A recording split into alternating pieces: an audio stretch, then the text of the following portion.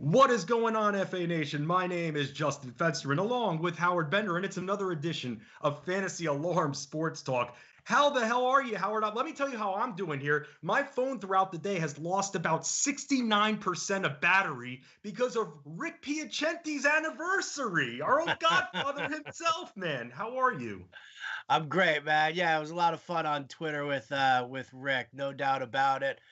Wishing him the happiest of anniversaries, for sure. And anytime it kind of needles Jen Piacenti a little bit and gets under her skin, like what could be better? What could be better? But we're not here for that. We're here to talk NFL DFS. We got the watch list that came out yesterday.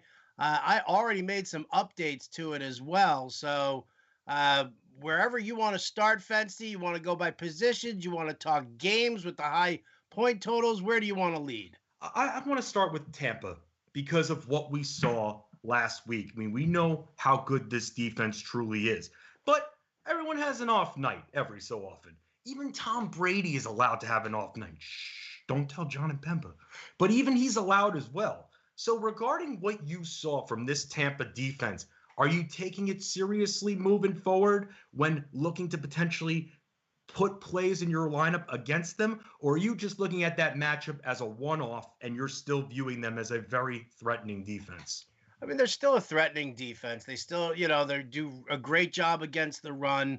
They're solid against the pass. I think, when you look at like their DVOA numbers, it's a little bit, I mean, the rankings to me, I think are a little high. I'm not a huge fan of Carlton Davis, their primary cover corner. So, I mean, again, it's matchup based, but I kind of feel like I know where you're going with this. Mike Davis, 4K on what DK, and he's like 5,400 on FanDuel. Like this is with Christian McCaffrey not in there, everybody wants to immediately pivot to Mike Davis. He's so unbelievably cheap. The question is are you going to get him as a free square?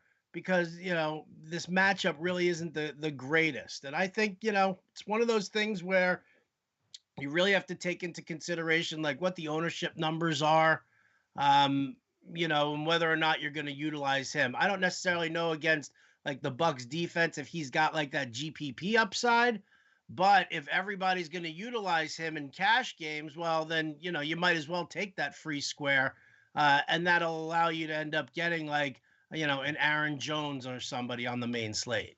But leading into the McCaffrey return, wasn't he starting to trend down? Wasn't he starting to not get as much action, especially in that passing game? Because all of a sudden you started seeing the fantasy numbers dip a little bit, and if they're not going to throw to him, it worries me a little bit. And normally when I think of someone like a free square, I almost thought of that with Dalvin Cook last week. Even though it was an expensive price, I felt like in all my cash lineups, nothing free about that. No, nothing free about that. But I just felt that you can't lose with the matchup. That to me is almost a layup of a play. It's not the necessarily free by verbatim definition. But what do you think about Davis the few weeks prior to McCaffrey returning? I mean, I thought it was fine. Again, the way that this offensive scheme is running, they do command a lot of check downs and stuff like that. I don't know how many. What was the? Actually, let me just pull up his game log right here real quick, just so I can see like exactly how many targets he was getting. I mean, 6 targets against Kansas City. That was solid. 5, 2, 3. Yeah, it was kind of going down a little bit in those games. But I don't necessarily know if that was really because of anything he was doing as opposed to what the situation was in those games. If you don't have to check down, and let's face it, New Orleans and Atlanta, those pass defenses, those secondaries really aren't that strong. So if your receivers are getting open, which we've seen Curtis Samuel get the work, we've seen Robbie Anderson get the work, you kind of pull back a little bit. So maybe what we do see here is Mike Davis gets an increase in targets, a little bit more pass catching, because the game will be a little tighter and because there is a better pass rush coming in from Tampa Bay. What do you think of Curtis Samuel?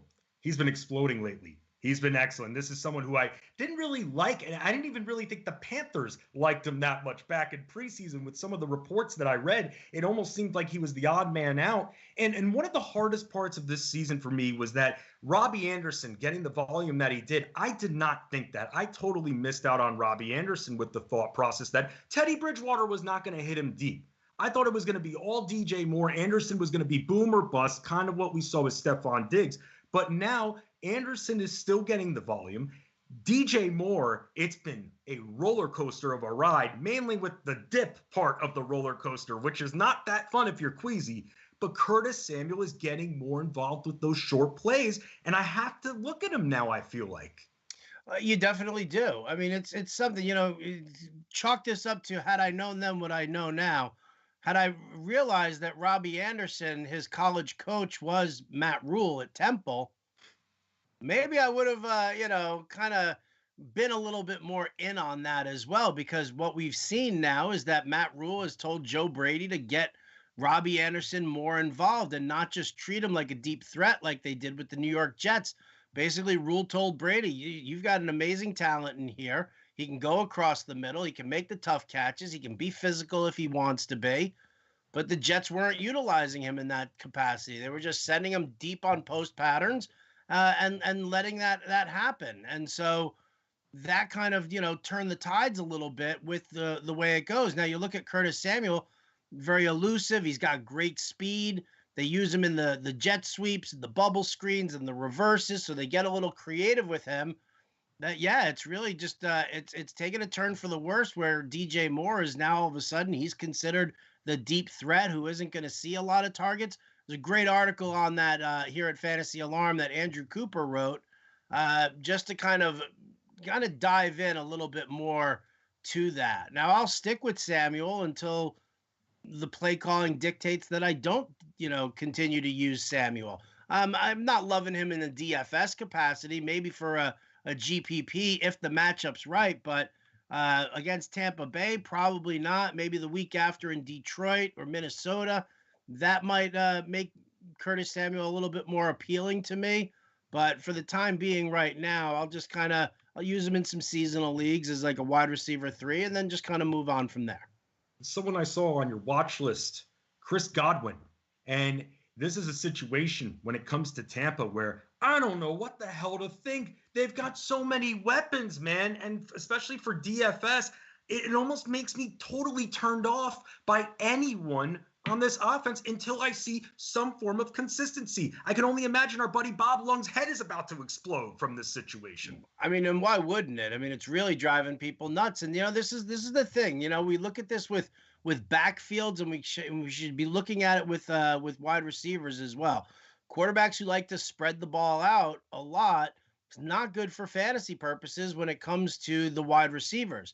Now, Godwin saw 6 targets in the last game, so he's still, he's not in the Mike Evans realm where you're like, ugh, geez, what's going to happen there? So as Antonio Brown starts to build up a little bit more and Tom starts throwing to him a little bit more, I still think you're going to see Chris Godwin come away with some decent looks. Obviously you got to get through that finger, injury that he was dealing with.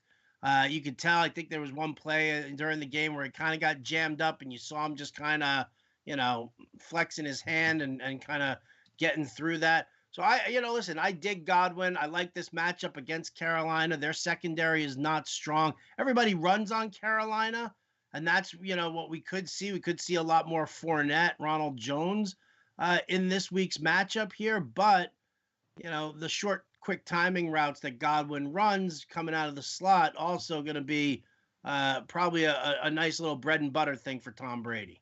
We better see more from that run game. 4 plays and a kneel down? Yikes. That's all we saw on Sunday night. It's horrible. 4 run plays and a Blaine Gabbert kneel down. Wow. They were getting blown out. I mean, come on. Did you really think? It was at 28-0 at one point, right? I was just like, whoa. I was a little giddy about that, being, the anti-Tom Brady guy, but I did not expect to see that from New Orleans. No, I was literally watching that game and I just went, this isn't where I parked my car. Are you kidding me? This is not my office. I mean, someone else you have in the watch list as we go to another matchup here, because this is a matchup that I want to eat. This might as well be Thanksgiving because the Packers are taking on the Jaguars. By the way, a 13-point spread in that game. You have Aaron Rodgers, Aaron Jones, and Robert Tonyan in the watch list. But here's my question for you. In cash, man, I feel forced at this point.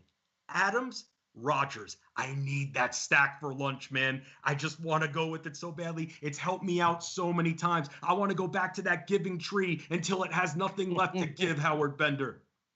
Yeah, I mean, listen, it's got the game's got an over/under total of 51 right now.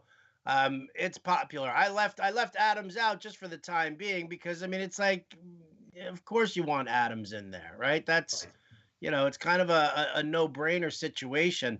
I mean, it's just that the price tag to fit him in there is going to be tough. So if you want to use that for, GPPs, I mean, the Millie Maker winner had both McCaffrey and Dalvin Cook in the lineup, and then had to go with like a number of like super cheap plays. I think like Gabriel Davis, who was like 3,100, was like in the winning lineup, but as a flex play. So, to have to do that. I mean, listen, I had gotten last week when I had done the example lineups, John and Pemba and I were talking a bunch, and he said, he was like, it feels really dirty to not have Dalvin Cook in these cash lineups. You look at what the ownership projections are, you see that everybody else is, okay. So we're going to have to dig and mine for a little bit more value. It doesn't really enable you to get, for cash game purposes, the level that you really want, because you got to take a lot of shots when you're having more than one guy. So I might have, when in taking a look at some lineups, I might have Aaron Jones in one cash lineup, and in the other cash lineup, I'll do Devontae Adams. And that'll be like my big spend up there for each one, and then see who I can complement them with. Anyone on the other side, if you're looking to game stack this game, anyone from the Jacksonville side that you're kind of into at all? If Jair Alexander is out, I mean, why wouldn't you go with DJ Chark? Right. I think that, we saw that on the first play of the game for the Jaguars last week, that Jake Luton was like, yeah, you can stack the box all you want, but I'm about to hit this dude on a 53-yard touchdown pass. So, to me, Chark is the guy coming back. In most cases, you could go James Robinson. Like, here's the thing is that I actually did this in a stack last week with the Jaguars because I was like, all right, who's going to come back, in this matchup? And I actually used, because it was a bad run defense, I used James Robinson, because what you kind of hope to figure is that the team is going to, run Robinson against soft run defenses, take a little pressure off of Luton. And we know Green Bay's run defense is awful. Like, they sold out to stuff the run against San Francisco last Thursday night. I don't necessarily know. I mean, after seeing Luton throw the ball around for 300 yards, I don't necessarily know if they're going to stack the box to put that kind of pressure on him. So if James Robinson is the stack is the piece coming back in that stack, I wouldn't be averse to that one either. No, when I was seeing Luton play, I was thinking of you all day because we talked about him. He was on your watch list last week. That touchdown, man, that 360 spin might be my favorite play of the 2020 season. I love that. I was doing the whole Chris Berman whoop during that part. Yeah. So, I was so into that. I'm very into Madden-esque plays. So that right there is one. Another matchup that we can look at here, the Texans and the Browns, because I love feasting on the Texans too. Nothing's really changed from last year in that regard. However, with the tight end situation being what it is, where do you stand on Austin Hooper? I know he's a popular ad. I know our tight end whisperer, Andrew Cooper, is all over him. Where do you stand for him in DFS? Because I'm sure his focus was more on the season-long side. But still in DFS, hey, I'm going to avail myself of any opportunity possible. Yeah, listen, I've been looking into this game a lot, just trying to figure out where I wanted to go with it. It's got an over-under of, 52. Yep. So this is actually, this one kind of shapes up a little bit more like a game stack, because if Nick Chubb is back going up against Houston, I absolutely love that. Baker Mayfield was activated off the COVID list, so you could go Baker Mayfield, Nick Chubb, and then throw Austin Hooper in there. I just added him to the watch list. today, actually, because of, the targets that he saw. Like before he ended up with appendicitis, I think the 3 games prior, he was averaging like 7 targets, almost 8 targets a game for those 3. The first 3 of the season, he was getting like 3 targets a game. So obviously something changed in the game plan to get him more heavily involved. Now that you've lost Odell Beckham, yeah, Jarvis Landry will get some work. Rashard Higgins will get some work, but that could either just at least maintain a 6-7 target per game share or possibly even see some more out of Austin Hooper. So, I wouldn't mind, having some of that in there. But I mean, again, like a game stack, you can go Deshaun Watson, Puke Johnson.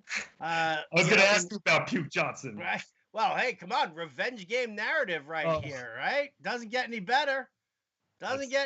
So, you could go Watson with Duke Johnson and then either Will Fuller or Brandon Cooks. Figure out where you want to go with that. And then you could end up with like Nick Chubb coming the other way. You could even go Nick Chubb and Austin Hooper if you feel like this game is really going to blow up that much that it's going to hit the over on the 52. I think that's perfectly fine. GPP wise. Want to bring up the Austin Hooper targets again, like Howard said, 2, 4, 4, and then 7, 10, and 6. So he was getting targeted. So that's just something to remember right there, because you forget, I mean, every week brings a whole new set of problems and situations. It's very easy to forget. That is why you got to go back and look at the targets here, trying to be a little bit different, especially at that tight end spot, which has been very hard to chase down for the most part, unless you're paying up for a Kelsey. But none of that this week, not available. He's on the bye. Other players that are on this watch list that we could talk about, this Eagles-Giants game. How excited are you for the Eagles-Giants game? Not really that excited for it. Not one bit. I mean, I think Carson Wentz is a great play this week against the Giants. I know the Giants defense has definitely improved, but now, listen, we're looking at Wentz. Hopefully the offensive line can keep it together a little bit.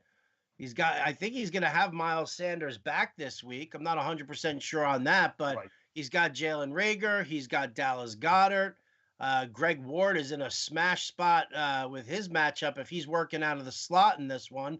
So I actually, and then you've got Fulgham on the other side of the field. So I think the weaponry is there for Carson Wentz to succeed. I'm not really sure who's going to be the focal point, which is why I'm like, all right, Greg Ward, if you're looking to pay down. But really, Carson Wentz was the only one I was looking at from that side. On the Giants side, I mean, it's tough. Like, to buy into Darius Slayton at this point right now when you see Sterling Shepard getting all those targets. Can't do it.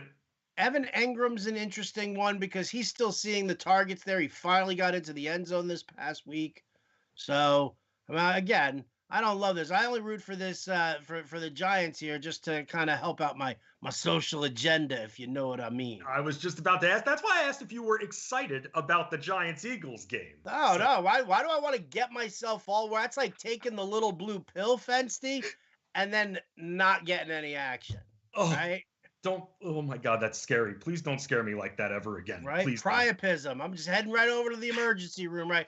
Hey, urgent care, drain the blood, please. Didn't get lucky tonight. Well, how long has it been? Like 8 hours?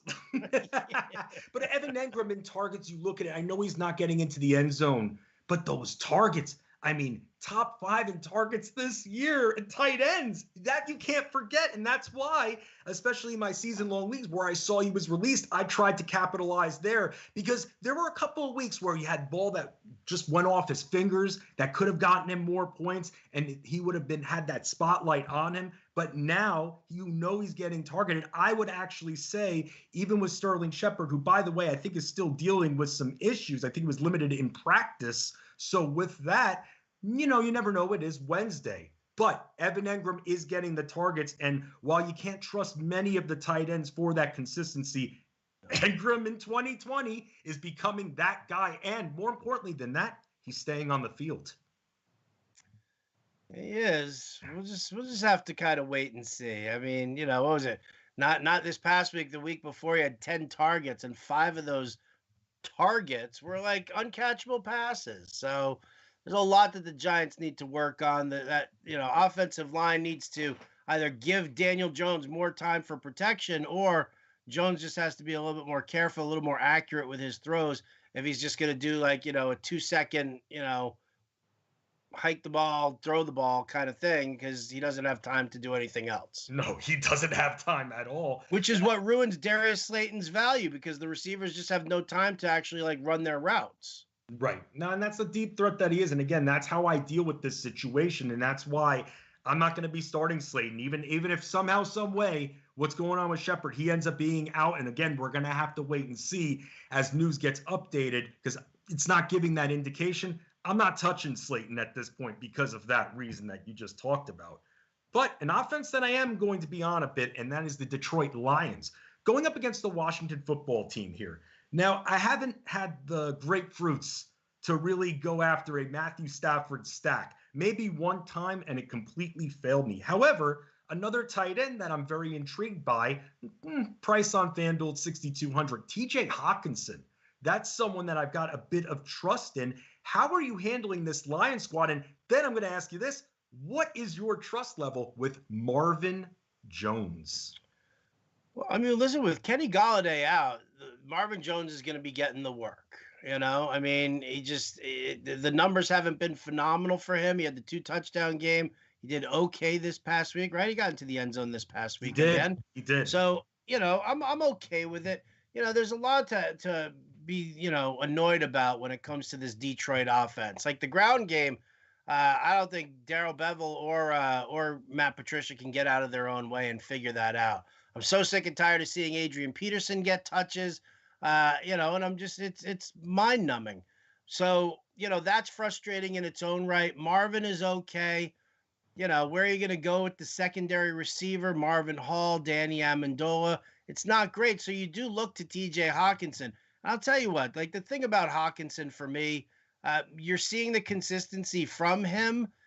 He's getting the targets. He's delivering decent numbers in PPR formats. It's not always, the best for standard leagues, but, for PPR formats, he's definitely one of the better tight ends to have. When it comes to DFS, though, I mean, if I'm paying up at tight end, I'm paying up for Kelsey. To pay up at the position to go with Hawkinson, I don't love it. I mean, he's in the watch list. I'll probably, use him as somebody to build around a little bit to see, but I don't know necessarily if I'm going to be able to lock him in there. I feel like if Kelsey's not on the board and I'm not going to play Darren Waller, then there's really no point in paying up at the tight end spot. Don't lock the hawk. That is what he's saying right there. Moving on to another matchup that I want a piece of, and because I love attacking Seattle, another team that I just love attacking. Hey, if Josh Allen can do it, we can do it. So let's all attack them together, and let's talk about the Rams options here before we get to the usual Metcalf or Lockett. Metcalf or Lockett. Which receiver from the Rams would you say you'd be most interested in if you are attacking this matchup and attacking Seattle? I'd probably go Cooper Kupp. I like Cooper Kupp a lot. I think that Jared Goff leans on Cooper Kupp a little bit more than he does on Robert Woods. I think they're both solid plays. And then just the late addition to the watch list, Dan Malin actually brought it to my attention. He was like, have you given any look to Josh Reynolds as a potential dart throw? 17 targets in the last 2 games. He's gotten into the end zone both times. So all of a sudden now Josh Reynolds is becoming a little bit more of a thing.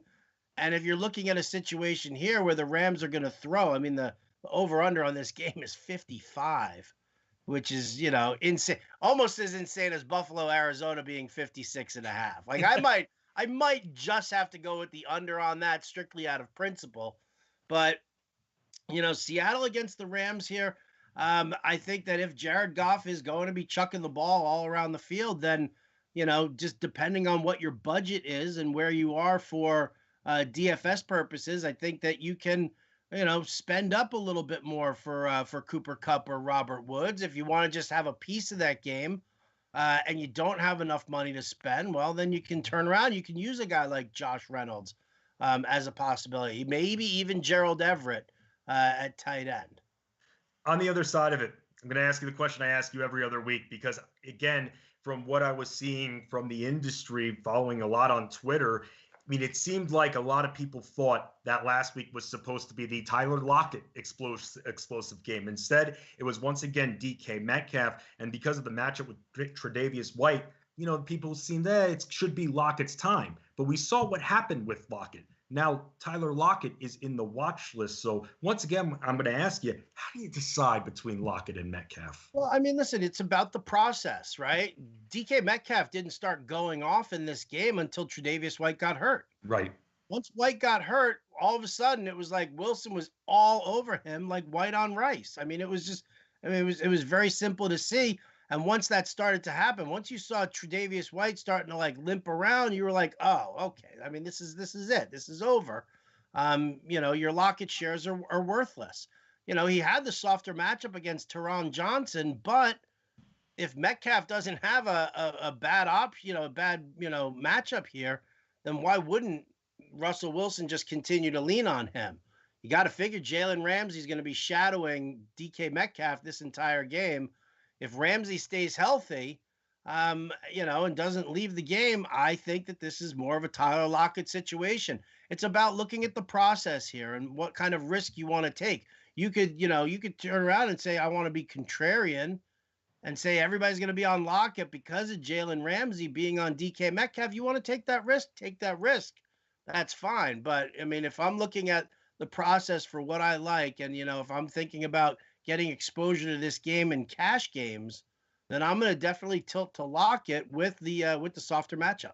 Yeah, and this is a situation where I'm not going to go with DK Metcalf, going back to what we were talking about before. If I want to stack in cash Rodgers and Adams, then DK Metcalf's not going to be an option for me at that point. And I'm going to have to go with a little bit of a different plan. And that's fine. I mean, I'm looking DraftKings 6,500. He's 74 on FanDuel. So I'm all right with the 6,500 receiver there and then going cheap. And something else that you talked about with that flex option. And that's when you have to dive deep. And it's disgusting down there when you're scraping from the bottom of the barrel sometimes. I had to go with Hunter Renfrow a few weeks ago in a contest. And yeah, he scored the touchdown. That's all I needed, though. All I needed 7 to 10 points at that point if I'm spending under 4K on a player. Yeah. And that's just how it goes. You have to lower your expectations with some of these guys. And that will help your roster build as well. And will also help keep you in check in season long. We're talking about the tight end position.